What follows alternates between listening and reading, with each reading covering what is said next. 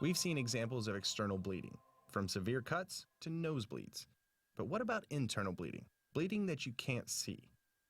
Internal bleeding is bleeding inside the body. When bleeding occurs inside the body, you may be able to see a bruise under the skin, or you may not see any signs at all. You won't be able to tell how much bleeding has occurred.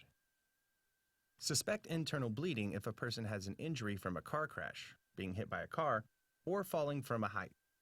An injury in the abdomen or chest, including bruises such as seatbelt marks, sports injuries, such as slamming into other people or being hit with a ball, pain in the abdomen or chest after an injury, shortness of breath after an injury, coughed up or vomited blood after an injury, signs of shock without external bleeding, or a knife or gunshot wound.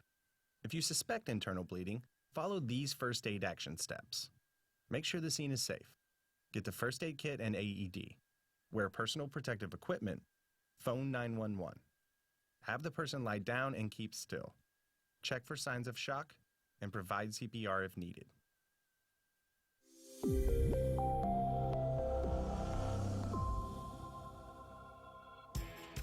Which trail you boys want to take?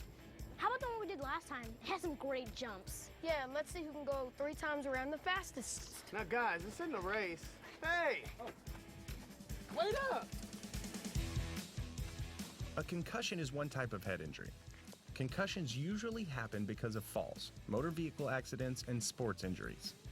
A concussion may occur when the head or the body is hit so hard that the brain is moved inside the skull.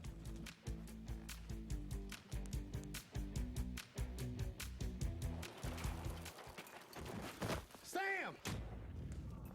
Boys, stay back.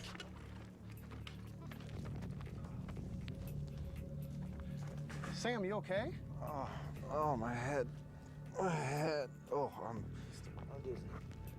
Oh, gosh, you hit your head really hard, man. I don't know what to do. I'm gonna call 911, all right? The possible signs of concussion are feeling stunned or dazed, headache, nausea or vomiting, dizziness, unsteadiness, difficulty in balance, double vision or flashing lights, confusion, and loss of memory of events that happened before or after the injury. With any kind of head, neck, or spine injury, be cautious about moving an injured person. Suspect a head injury if the person fell from a height, was injured by a strong blow to the head, was injured while driving, was in a car crash, or was riding a bicycle or motorbike that was in a crash, especially when not wearing a helmet or the helmet broke in the crash. In addition, a person with a head injury other than a concussion may not respond or only moan, vomit, have trouble seeing, walking, or moving any part of the body, or have a seizure. Yes, he's conscious. Yes. If a person has a head injury that results in a change in consciousness, worsening signs or symptoms, or other cause for concern, the person should be evaluated by healthcare provider or EMS personnel as soon as possible. And phone 911 if the person loses consciousness. A person with these signs should not play sports, drive a car, ride a bike, or work with heavy machinery until a healthcare provider says it's okay to do so.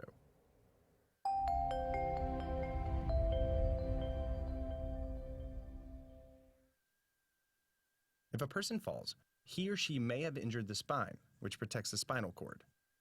Suspect possible spinal damage if the person is 65 years of age or older, was in a car or bicycle crash, has fallen, has tingling or is weak in the extremities, has pain or tenderness in the neck or back, appears intoxicated or not fully alert, or has other painful injuries, especially of the head or neck. When a person has a spine injury, do not twist or turn the head or neck unless it's necessary to turn the person face up to provide CPR, or you need to move the person out of danger, or if the person is having trouble breathing, is vomiting, or has fluids in their mouth. To summarize, follow these steps when giving first aid for a possible head, neck, or spine injury. First, make sure the scene is safe. Phone 911 and get a first aid kit and AED. Have the person remain as still as possible and wait for someone with more advanced training to arrive.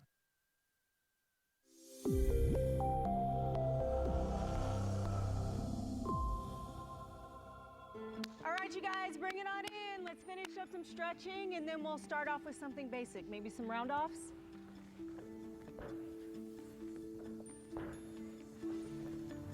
Ow! Oh, Coach. What happened?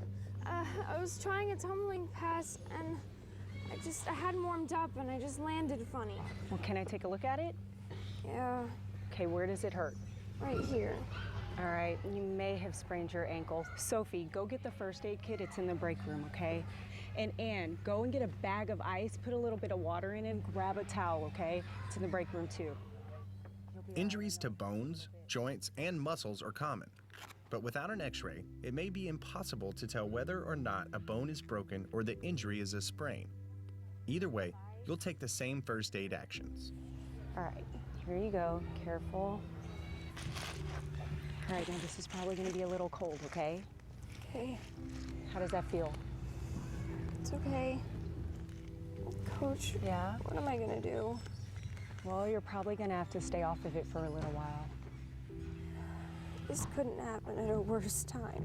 I know. Well, this will help with the pain and swelling, okay? Keep this on for 20 minutes, then take it off. No walking on it, definitely no tumbling until you get this checked out. Okay.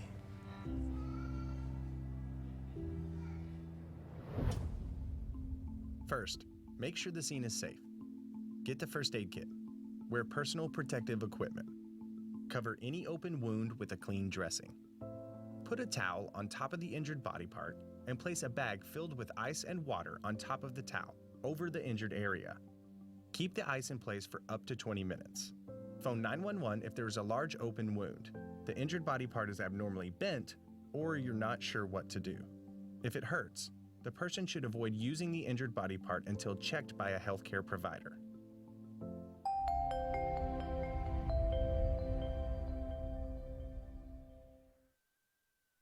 There are times when someone has a suspected broken bone and you may need to splint it. For example, if you are hiking in the wilderness like these campers, you may need to apply a splint to an injured arm. Okay, everybody, stay close. We don't want anyone to get lost. This trail has some real twists and turns. Yeah, we're pretty far out from camp now, but we thought you'd like it. It's cool. This has been the most fun day. Ow! Cindy! My arm! Girls, stay back. I don't want anyone else to get hurt. Are you okay? What happened? I was trying to avoid a hole in the trail and it just tumbled over. Oh, I think it might be broken. I'm gonna need to splint it. Caroline, can you help find some sticks so we can make a splint? Sure.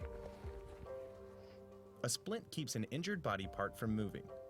If a broken bone has come through the skin or is bent, it shouldn't be straightened. The injury needs to be protected until someone with more advanced training can take over. Okay. This might hurt a little.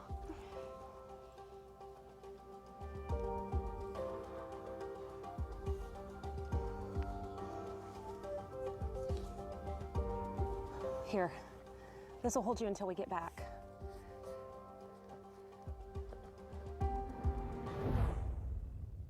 Before making a splint, first make sure the scene is safe for you and the injured person. Then, find an object that you can use to keep the injured arm or leg from moving. Rolled up towels, magazines, and pieces of wood can be used as splints. Splint in a way to reduce pain and limit further injury. The splint should be longer than the injured area and should support the joints above and below the injury. After covering any broken skin with a clean or sterile cloth, tie or tape the splint to the injured limb so that it supports the injured area. Use tape, gauze, or cloth to secure it. It should fit snugly but not cut off circulation. If you're using a hard splint, like wood, make sure you pad it with something soft, like clothing or a towel. Keep the limb still until the injured person can be seen by a healthcare provider.